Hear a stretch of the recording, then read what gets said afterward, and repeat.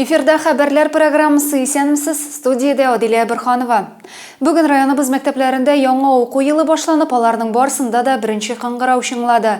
Капиталь төзекләндерүдән соң Ринат Фәрдиев исемендәге татар гимназиясе кунаклар кабул итте. Быел биредә 46 укучы тәүге тапкыр мәктәп бусагасын атлап керә. Бәйрәм чарасында безнең төшерү төркемендә булып кайтты. Ринат Фәрдиев исемендәге татар гимназиясендә белем бәйрәме капиталь төзекләндерүдән соң заманча белем йортына быел 46 бала беренче сыйныфка укырга килде.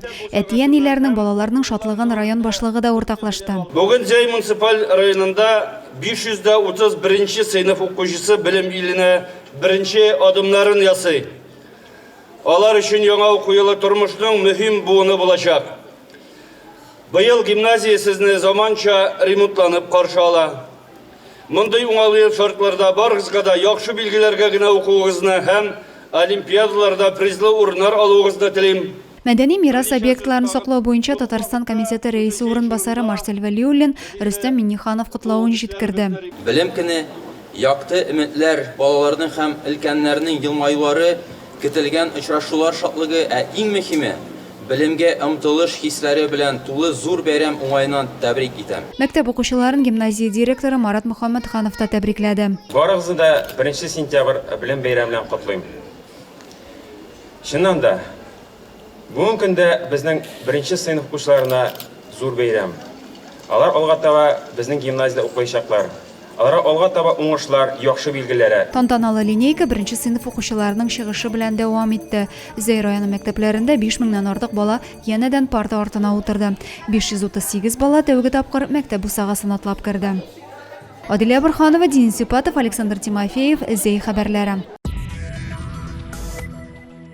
Зәй политехник колледжында да белем көненә багышланган тантаналы линейка булды. 1 сентябрь белем көне уңайыннан политехник колледжда да тантаналы линейка узды. Уку йортының беренче курсына төрле юнәлеш буенча белем алырга 171 егет һәм кыз килде. Студентларны һәм аларның укытучыларын район башлыгы Разиф Кәримов тәбрикләп, уңышлы уку елы булуын теләде. Вы сделали правильный выбор, поступив в Заинский политехнический колледж. Здесь обучают самым востребованным рабочим профессиям и специальностям. С сегодняшнего дня вы вольетесь в большую семью, состоявшую из сильнейших педагогов, мастеров производственного обучения и студентов, стремящихся к приобретению новых знаний. История Заинского политехнического колледжа насчитывает уже 44 года. Мы переходим в 45-й юбилейный год, и историю уже писать следующую страницу именно вам, уважаемые первокурсники. Политехник колледж Зәйдәге бердән-бер һөнәри белем бирүче уку йорты. Ул 44нчы тапкыр беренче курс студентларын кабул итте. Быелгы уку елында 9 юнәлеш буенча 538 студент белем алачак. Матур гадәт буенча беренче курс студентларына символик рәвештә студент билетлары тапшырылды. Адилия Бирханова, Денис Сипатов, Александр Тимофеев, Зәй хәбәрләре. Ел сайын 30 августта зәйлеләр зурлап шәһәр һәм республика көнен билгеләп үтә. Бәйрәмгә багышланган чаралар Ринат Фәрдиев исемендәге паркта узды. Шәһәр көненнән безнең репортаж. 30 августта зәйлеләр республика һәм шәһәр көнен хезмәттә матур күрсәткечләр күтәренке кәеф белән каршы алды һәм рәхәтләнеп ял итте. Елдагыча бәйрәм Ринат Фәрдиев исемендәге ял паркында узды. Чара бер юлы берничә урында дәвам итте. Японский автомобиль, очень местный. У него спереди Дальний Восток. Бәйрәм кунакларын ретро автомобильләр күргәзмәсе белән таныштыралар. Һәркайда җыр бию, бәйрәм рухы. Һәркем күңеленә якын булган мәйданчыкта үзен сынап карый, мастер-классларда катнаша. Халкыбызның милли йолаларын чагылдырган халык ашлары, уен коралларын тәкъдим иткән күргәзмәләр эшли.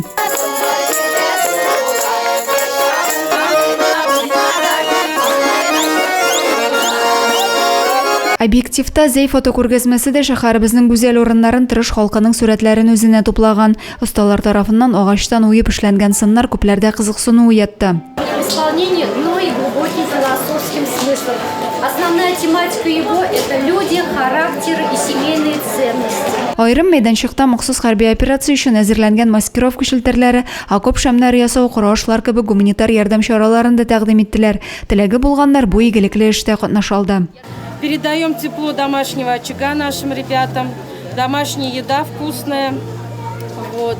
все высушивается, проходит термическую обработку и потом по технологическим картам. То есть есть специальные раскладки, профессионалы их делали. Шахар көне ял паркының үзәк мәйданында музыкаль хореографик композиция белән башланды. Зәйлеләрне һәм бәйрәм кунакларын район башлыгы тәбрикләде. Поздравляю вас с Днем Республики Татарстан и Днем нашего города. 33-й раз отмечает Татарстан свой государственный праздник и встречает его современным, конкурентоспособным, открытым для сотрудничества, уверенно смотрящим в будущее. Сәхнәгә хезмәт алдынгылары, муниципаль хезмәткәрләр, педагоглар, гомумән шәһәребез үсеше өчен зур тырышлык куючылар чакырылып хөрмәтләнде. Матур традиция буенча ел саен шәһәр көнендә хезмәт кешесе конкурсында җиңүчеләр барлана. Һәркайсына төрле дәрәҗәдәге дәүләт бүләкләре тапшырылды. Адилә Бурханова, Дин Сипатов, Зей хәбәрләре. Яңа уку елы башланыр алдыннан мәгариф хезмәткәрләренең традицион август киңәшмәсе булды.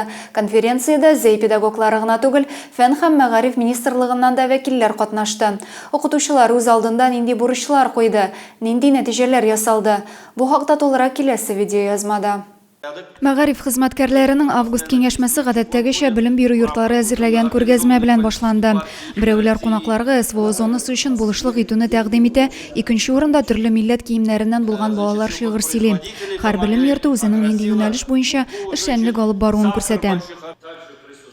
Киңәшмәнең пленарлышы Россия мәгариф министры Сергей Кравцовның экран аша мөрәҗәгате белән башланды. Төп доклад белән мәгариф идарәсе башлыгы Эрнест Сәфәргалиев чыгыш ясады.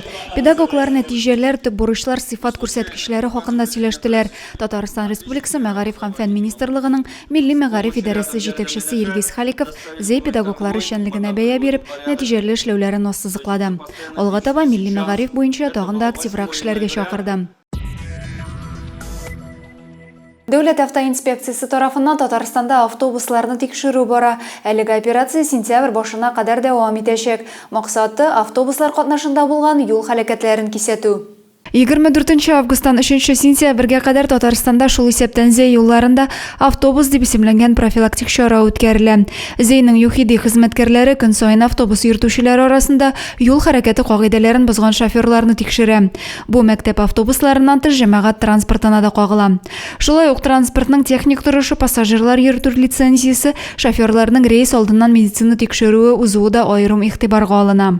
Ел башыннан зей автоинспекторлары 43 автобус йөртүчене 7 вазифаи затны җаваплылыкка тарткан. 4 автобус төзек булмаган өчен махсус урынга куелган. 29 август 16 сәгать 15 минутта Зейнең Ялчыгыл урамында балик булмаган бала катнашында юл хәлакәте булды. Hyundai машинасы йөртүчесе Казан урамыннан Баныкинга таба хәрәкәт иткәндә, туктап торучы транспорт чарасы артыннан кинәт йөгереп чыккан баланы күрмичә бәрдерә. Нәтиҗәдә 10 яшьлек бала тән җәрәхәтләре белән Түбән Кама дәваханәсенә озатыла. Җомга чыгарылышын шуның белән төгәллибез. Мин сезнең белән сау буллашам. Ялларыгыз файдалы үтсен. Сәламәт булыгыз.